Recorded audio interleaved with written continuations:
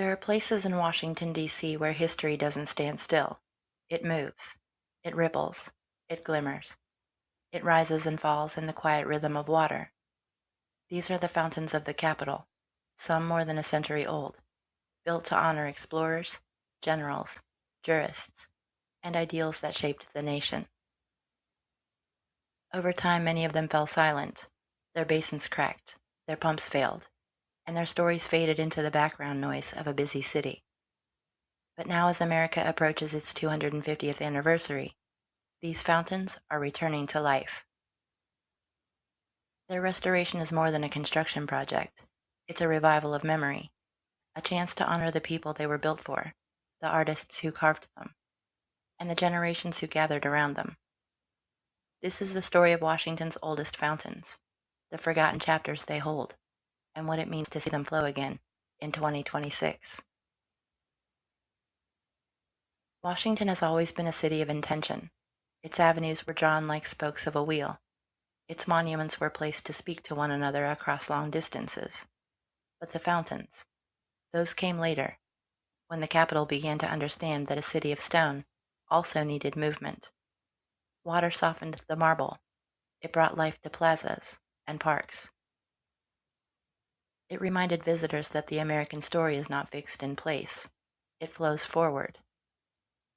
Yet even the most beautiful fountains cannot escape time. Some were neglected. Others were forgotten. Their silence became part of the city's landscape. Now, as the nation prepares for its 250th anniversary, Washington is restoring these fountains, not just to beautify the Capitol, but to reclaim the stories they were built to tell. The year was 1912, and Washington was preparing to unveil one of the grandest public works of its era. In front of the newly completed Union Station, architect Daniel Burnham, the visionary behind the 1893 Chicago World's Fair, designed a monumental plaza crowned by a fountain dedicated to Christopher Columbus. Burnham believed that great cities needed great entrances, and Union Station was meant to be the Capitol's front door. Columbus Fountain would become the welcome mat. The sculptor chosen for the project was Laredo Taft, one of America's most respected artists. Taft carved Columbus not as a triumphant conqueror, but as a contemplative figure, standing on the prow of a symbolic ship. Behind him rose a 45-foot granite pylon, topped with a globe supported by 4 eagles, a nod to exploration, ambition, and the reach of the American spirit. The fountain's unveiling lasted 3 days, drawing crowds from across the world. Bands played, flags waved, dignitaries delivered speeches about discovery and destiny. For a moment, the fountain was the beating heart of the Capitol.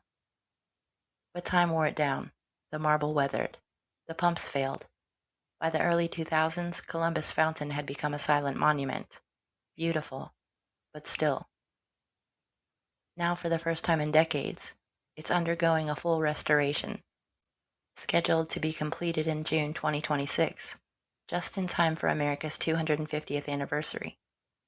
When the water flows again, it will restore the fountain's original purpose, to welcome travelers to the Capitol with a sense of wonder.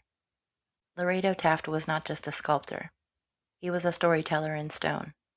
Born in 1860 in Illinois, he trained in Paris, where he absorbed the classical traditions that shaped his work. Taft believed that public art should elevate civic life, and he spent his career creating monuments that blended beauty with meaning. When he carved Columbus Fountain, he was at the height of his career. His work appeared in world's fairs, universities, and public squares across the country. But the fountain in Washington held special significance. It was not just a sculpture. It was a symbol of America's place in the world at the dawn of the 20th century. Taft's legacy faded over time, but the restoration of Columbus Fountain brings his work back into the light. It reminds us that behind every monument is an artist whose vision shaped the nation's public memory. In 1912, the same year Columbus Fountain was unveiled, Washington dedicated another major fountain, this one honoring John Paul Jones, the Revolutionary War naval commander, whose defiant cry, quote, "I have not yet begun to fight," end quote, became a symbol of American resolve. The memorial was sculpted by Charles Henry Niehaus, a master of bronze portraiture, and designed by architect Thomas Hastings, whose firm also designed the New York Public Library. Niehaus portrayed Jones with a stern, determined expression, standing before a semicircular basin framed by classical ornamentation. The fountain's water symbolized the sea Jones once commanded.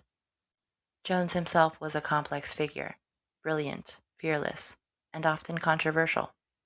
He fought not only the British, but also political rivals within the Continental Navy. After the war, he served as an admiral in Russia, before returning to France, where he died in 1792. His remains were rediscovered in 1905 and brought to the United States with great ceremony. The fountain honoring him suffered from decades of neglect. Its plumbing corroded, its water features failed, and its stonework darkened. Now, as part of the 2026 restoration effort, the fountain is being repaired and cleaned, returning Jones's legacy to the prominence it once held. Charles Henry Niehaus was born in 1855 in Cincinnati, and he trained in Munich, where he mastered the classical style that defined his career. He sculpted presidents, generals, and statesmen, and his work appears in the U.S. Capitol, the Library of Congress, and public spaces across the country. Niehaus approached the John Paul Jones Memorial with a sense of reverence. He believed Jones embodied the spirit of the early republic, bold, unyielding, and willing to fight against impossible odds. The restoration of the fountain is also a restoration of Niehaus's legacy, a reminder of the artist who shaped the Capitol's identity. The cascading fountain of Meridian Hill Park is one of Washington's hidden treasures. Designed by landscape architect George Burnap and later completed by Horace Peasley. The fountain was constructed between 1912 and 1936. It is one of the longest cascading fountains in North America, a grand Italianate water staircase flowing through 13 basins. The park was conceived as a cultural oasis, a place where art, nature, and civic life could meet. Presidents walked there. Diplomats lived nearby, and for decades the cascading fountain was a symbol of elegance in the capital. But by the late 20th century, the fountain had fallen into disrepair. Cracks formed, pumps failed, and the cascade went silent. Its revival for 2026 is one of the most ambitious restoration projects in the city. A return not only of water, but of a forgotten chapter in Washington's artistic heritage. George Burnap believed parks should be democratic spaces, places where beauty belonged to everyone. Horace Peasley, who completed the fountain after Burnap's departure, shared that vision. Together they created a park that blended classical European design with American ideals of public space. Their cascading fountain was meant to symbolize the flow of civic life, a series of steps leading upward, each one reflecting the sky. Its restoration honors the belief that public art can elevate the spirit.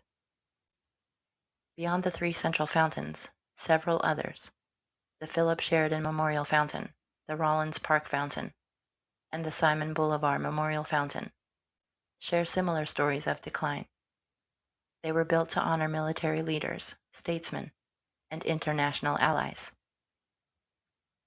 They stood proudly for decades, then slowly faded from public consciousness as their water features failed.